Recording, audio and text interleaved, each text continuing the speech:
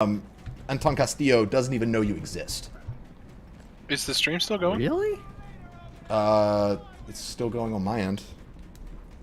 Mike just asked if we were still streaming. Yeah, well, maybe because he's just trying to... Yeah, it says we're still live on YouTube. He probably just wants to play something with us. But yeah, so they waste... One of the things that Far Cry has done well in the past is the villain feels real and feels intimidating and has presence because of the dynamic between you and the villain. This game lacks that. At least in what I've seen so far and what I've heard. He does well. I mean, Giancarlo Esposito is a fantastic actor. He does great line reads, but his animations are bad. Like, it just looks bad. To where, like, the top half of his face doesn't move. Or at least it doesn't look like it moves. So, like... Okay, good. You guys are still here. I just was not hearing anything, so I was making sure that... Yeah, no, we're good. Sorry. Okay. I was also checking on the stream, but it seems like we're fine. So. Very good. But it just... graphically, it just looks like a bad model. But the side characters in this, there's only one that I've liked so far. It's Juan Cortez, and he's like the guy who wrote the book on how to be a guerrilla fighter. He's pretty funny. Okay. Like, at one point, you call him to be like, hey, Juan, I secured this thing, and he was like, Danny, not now, I'm getting a hands-free orgasm in the church, or something, and it's just like, okay. Like, he's a character, you know, he's a personality. Everyone else,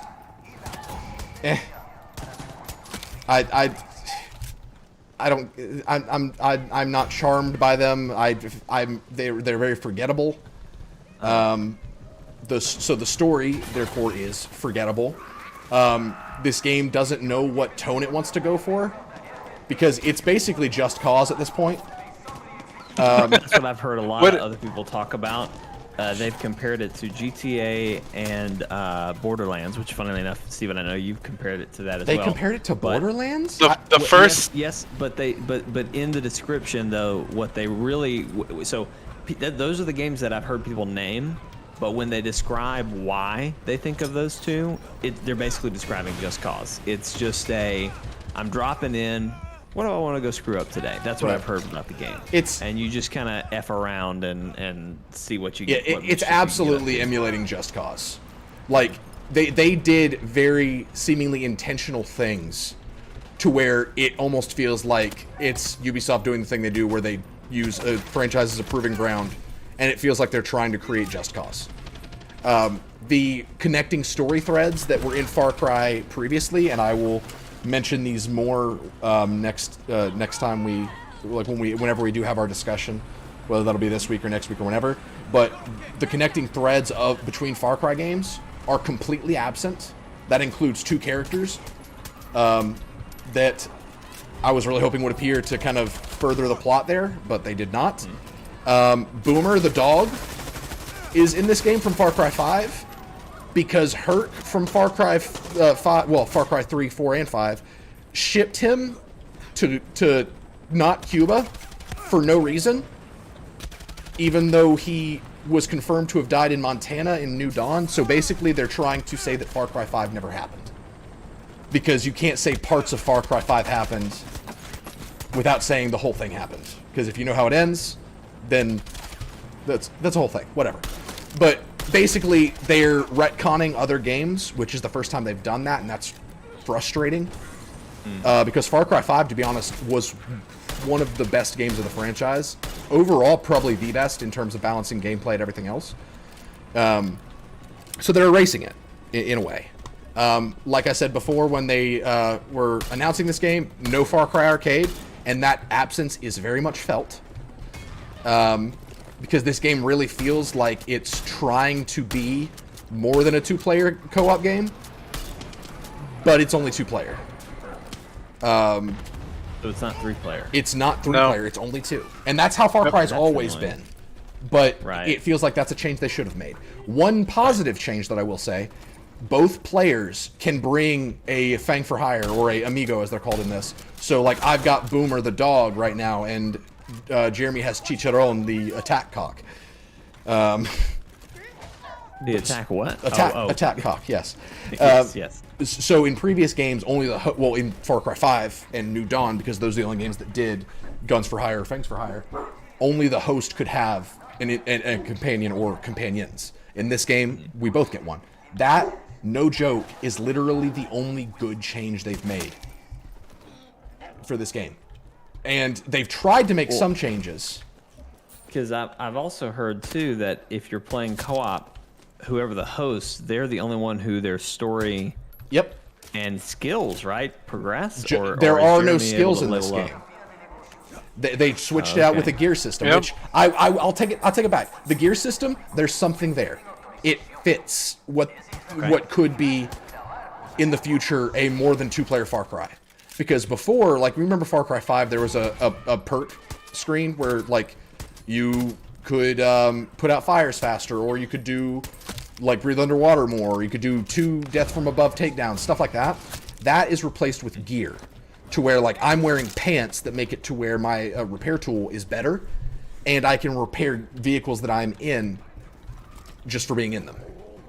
So now you have to pick and choose what your character does. I kind of like that, because they did include a transmog. Because the perk tree always felt like you were just kind of being held back until you did the thing, you know? With this, I like how there are options to be made, because Far Cry thrives on choice. And so, like, the fact that I could be like, I'm just going to be a helicopter pilot in Far Cry 6. I could do that, and I could have gear that makes me a good helicopter pilot. I think that's a good change. Jeremy, I'm going in the sewer. That is something you always complain about with other games. He just always wants to be a helicopter pilot. Well, no, he just wants to always be able to specialize. He doesn't like he doesn't care about a system with perks if everybody can do everything. Well, I wouldn't say that I don't care about it, but I would say it's more interesting when we bring different cards to the table. And that's why I think that they may be gearing up to eventually make Far Cry more than a 2-player co-op game. I think they may be going...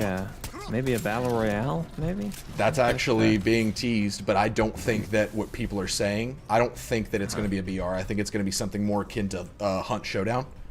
But I'm not going to get into that here. There's an ammo system. I don't think Ubisoft has enough BRs going around. You know what I mean? They really need to. They've got They need 3 more. Yeah. Yeah, they gotta have 3 They gotta more, meet their quota for the 3rd quarter. Yeah. 2022.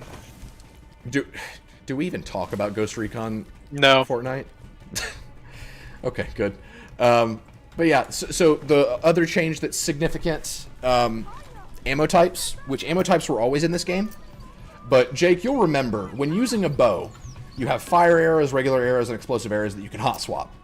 Yes, I distinctly remember explosive arrows. Yeah.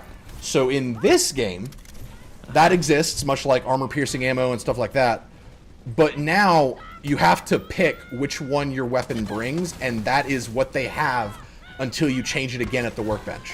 Which means your bow is stuck with regular arrows, unless if you want them to have explosive arrows, then you can't use regular arrows until you go and swap back to regular arrows at a workbench. So here's my thing. Here's my question. Say I'm a maniac, and I want to have a bow with just explosive arrows. Am I not going to be able to find explosive arrows easily? Like, you can't pick them back up. And ammo, because they oversimplified things, ammo is kind of picked up all at the same time. Is it like Destiny, where like you got, obviously I assume it's not primary energy and heavy, but like you pick up an ammo pack and you it pick up an ammo your pack and it refills ammo, basically. Yeah. Okay. Just to be a weird choice on their part, but I'm not upset. I mean, that's very low on the list of things that bothers me. Jeremy, let's go to a different entrance because I'm trying to go to Castillo's tower, and I don't think we can get there from here. But yeah, at the end of the day, though, Jeremy and I are having a great time playing this game. But it's fun. Yeah. I mean, y'all, how many streams have we done of Far Cry this week? 3 or 4 or something like that. Wow. But all that being said, if you were to ask me why should I play Far Cry 6 instead of Far Cry 5, I would tell you shouldn't. Because ultimately, the only thing that separates these two in terms of like what does Far Cry 6 have that Far Cry 5 doesn't, it has a lot more Spanish. That's it. Fayada. And it has borderline stereotypical offensive Spanish. Yeah, I've heard from a Spanish speaker, which he wasn't actually Cuban, so he was. No, not Cuba. Yara. Oh, I'm sorry. It's not Cuba, because they would get in hot water if they admitted that this was totally 100% based off of Cuba, because it totally is. Very painfully obvious. Yes, 100%. Well, but no, it's Yara. Anyway, Jake. They weren't impressed. They weren't impressed with it either. So Mike, you're who justified in saying that. Mike's Mexican heritage, is that correct? Yeah. Yeah. He like cringes whenever he hears the voice acting in this game, because like he was saying earlier that like it sounds like they got not natively speaking like Spanish speaking people to do all of the Becky from LA. It's rough. But actually, at the beginning of the stream, we were talking to that girl. I can't think of her name, but her accent dropped like midway in her voice acting. She had like a super thick accent where she was like, "Oh, Gotti, yeah," you know, all that kind of stuff, and then she was like, "Whatever." It was like, what happened? But it sounds like you could have done the voice acting. I really could have. I've heard Libertad and Guerrilla. It would have been better. I've heard Chorizo. Oh, by the way, Chorizo, amazing. I'm gonna swap. Dog. I'm gonna swap. Is he better than? I love Boomer. I prefer Boomer just in terms of what he does. But I mean, look at that. If you're watching the stream, just look at that beautiful, beautiful little puppy. Like, and then there's this guy. He's so cute. He runs, and you can hear his wheels squeak when he runs. Like, listen, listen. Oh. If that speaker would stop. Okay, listen. Listen. Can you hear it? I can't, but I really hope everyone in the chat can. His little wheels are squeaking, and then when you pet him, he heals you. Oh, just look at those eyes. Oh my goodness. Yeah, I love Chorizo. He's fantastic. Chorizo is the best boy. Another good thing about this game. There are so many dogs in Yara, and you can pet all of them.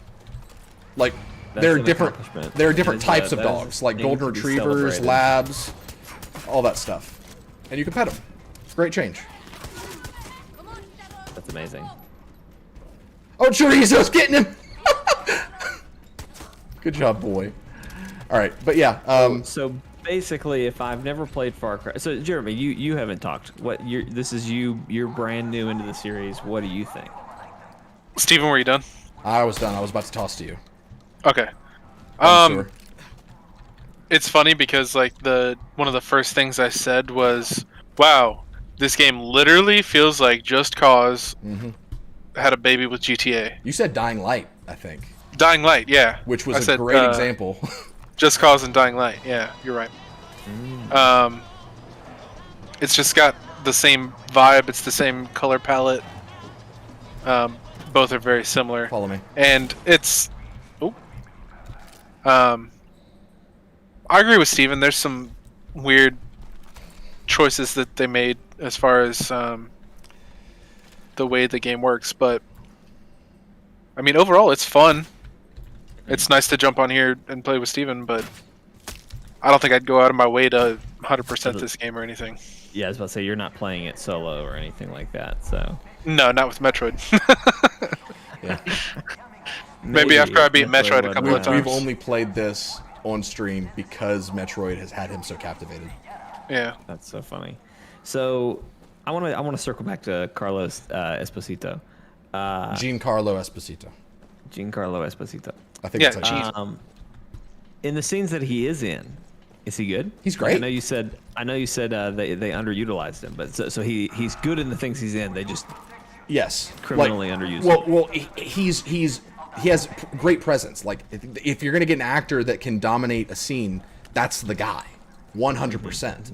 And he does a great job. He is very menacing, and you get the idea that he believes everything he says, and he does not believe that he is the villain. Like, the best villains don't see themselves as the villains. And he definitely encapsulates that. But there's no connection to you. Well, Chicharron just got run over. There's no connection between you, the player, and him, except for, like, you watch him kill somebody at the beginning of the game, but after that, you don't really... I mean, we haven't crossed paths, and he doesn't know I exist. And you see cutaway scenes that focus on him and his son, and that's an interesting dynamic to see, because he's trying to corrupt his son, Diego, but Diego seems like he's a good-natured person. And so you're basically seeing his father try to break him to create him into a tyrant. And so the stuff there's good stuff there, but it doesn't apply to me, the player. So that connection to the villain that Far Cry has done really well in the past is absent. And it's even more distracting by the fact that the character model looks bad. Like, he just looks... Like, even in the clips that they've used to market the game, which they've marketed the hell out of this game. All of those clips. We talk about how we don't want to see any more of this game at conferences. Yeah. And even, like, on streaming services, you get the ads. On websites, they're everywhere. Like, it's all in place. They use scenes that just look bad. Yeah, I think I even said it when we first streamed that you said that it was an issue with his forehead, and I said more than likely it's probably something to do with the actual model itself. Yeah. The way they either captured his face was weird, and they didn't fix the mesh properly before they rendered it. Yeah, or something. when he talks, which, you know, this actor, the best thing he does is talk. Yeah. Literally something he's known for. Yeah, when he talks, it looks bad. It looks weird. He can't emote without half of his face looking like it doesn't function properly. And that's distracting. So they got the right guy, but they animated him wrong. Into the sewer, Jeremy. Over here. It's a shame. Yeah. But, I mean, he did a great job. Props to him, because I've been very intrigued by him as a character, but the story is not cohesive, because what he does as a person does not directly apply to us, Danny, as a person, and so there's just a disconnect, and that's disappointing, because Far Cry does that connection between villain and protagonist so well. Yeah, it's more. It seems like it's more about Castillo versus Libertad than it is Castillo versus Danny Reyes. So it's Exactly. or Rojas, whatever. Sorry. Yeah. Yeah.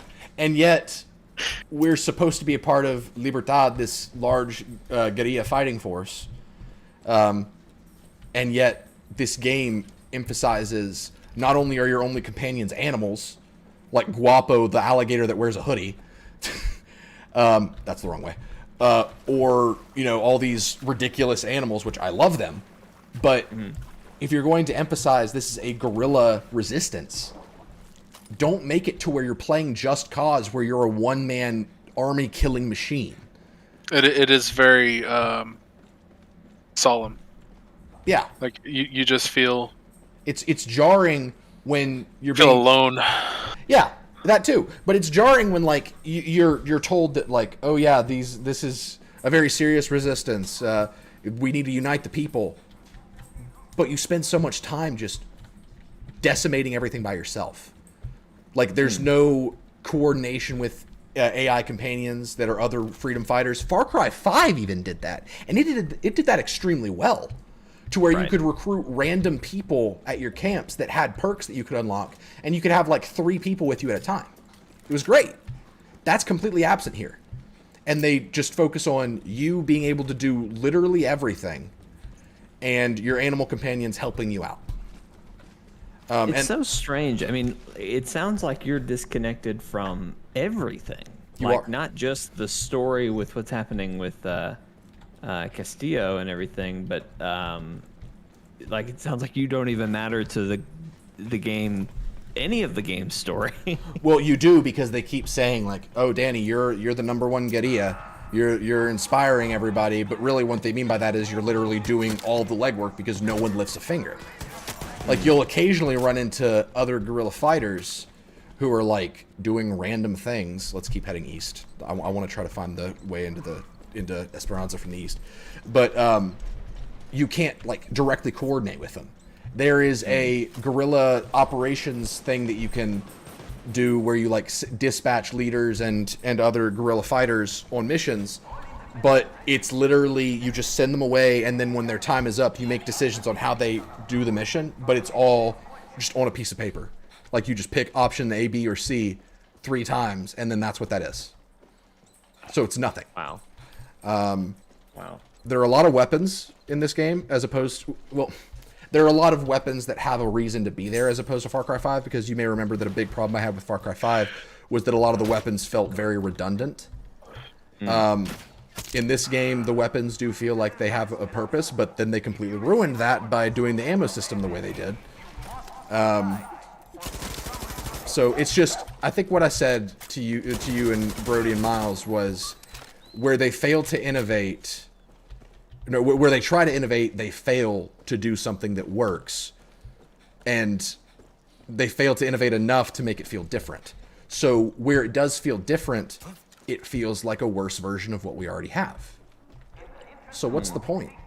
Especially if the story is so disconnected and less about like character arcs or like showing down with a villain, and it's more about just watching Giancarlo Esposito dominate scenes and running around blowing things up and having quirky, what they think are quirky characters. Like, they straight up did DedSec from Watch Dogs 2 again, because one of the like the middle area that you can take over, you're literally like the representatives of that area are a couple that are a rap group.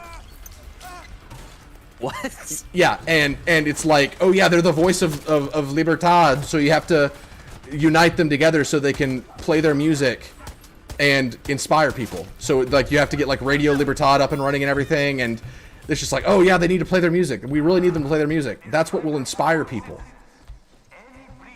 But that's just stupid. Do they follow you? Do they subscribe to your app so that you can? No app. We haven't gotten to the app yet. We haven't gotten to Okay. Libertad Plus yet, but I'm sure we will. Oh Lord. Well, and see, that would be a great lead-in to the topic of just how Ubisoft just copy and paste everything. Absolutely. And that's so annoying. And that's why I want to have that conversation, because it's Tank. Yep, I see it. Oh, also, helicopters and tanks are the worst in this game. They are so annoying. Giant bullet sponges. Yeah, you can't shoot out the pilot of a helicopter anymore because like, You can in the little birds, but not Yeah. the larger ones. they just soak up everything, and their windshields are as structurally sound as the entire helicopter. It's stupid. but that topic needs to be discussed in detail, I think, because people are saying like Far Cry 6 is like a solid like 7 out of 10, which, you know, is That's fine. It's a respectable review, but those same people are saying I won't buy this again. Right. And I wouldn't have bought this. The only reason we're playing this is because we have it on Uplay Plus. You know, this might be another interesting conversation to have, and maybe we can have it quick enough here. But just, I wonder. You know, we praise Game Pass all the time, right? We're all excited. We're probably going to be playing more Back 4 Blood. Back 4 Blood, actually. Hold on, let me. It comes out tomorrow. It's out now. Is it out now? It's out now because it said it unlocked. Let's see. Come on. Well, I'm gonna go set it to download. Yeah, I'm doing that right now. So I am as well. But anyway, we all praise. Bunch of nerds. We talk about how Lord, my brain has just died now. Games Pass? We talk about how great Game Pass is, and I would say that it is great and it is a good service. But we've also kind of talked about how with Xbox, there isn't a game that quality-wise matches up to like a Last of Us or even a Ghost of Tsushima.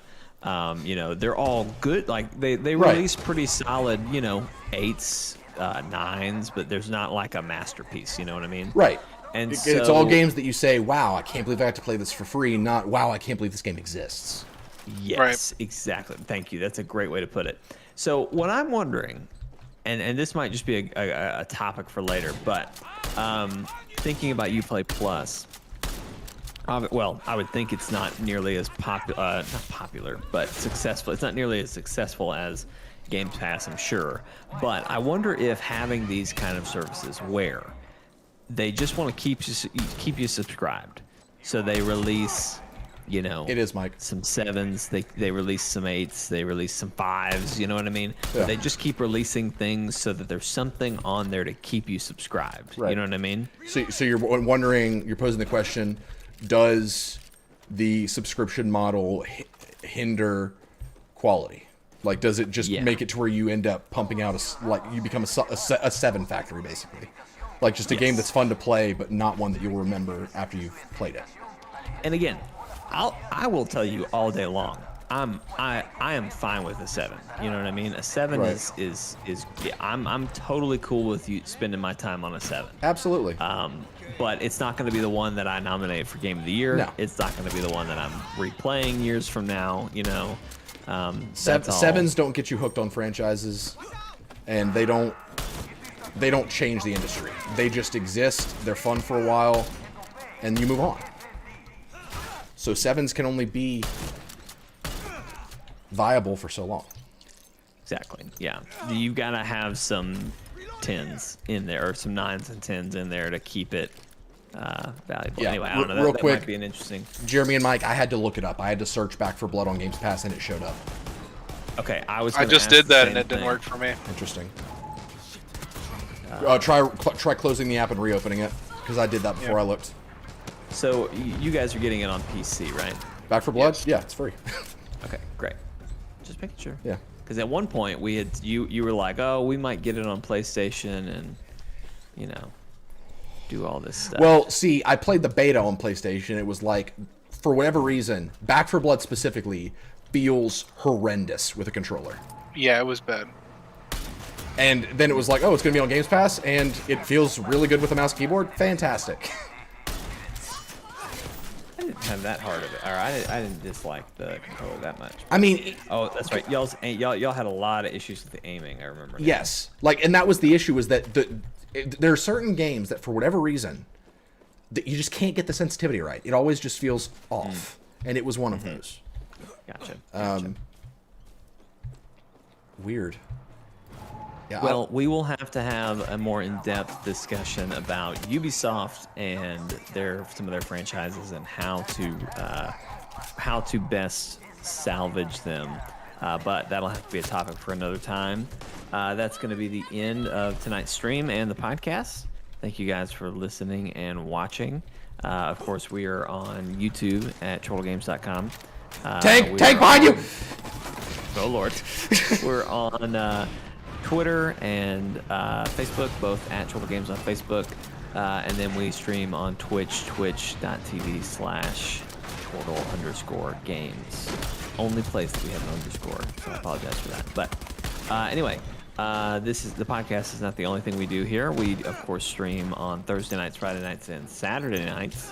Probably going to be some Back for Blood in there somewhere. Maybe Thursday, boys. We'll see. Oh, absolutely.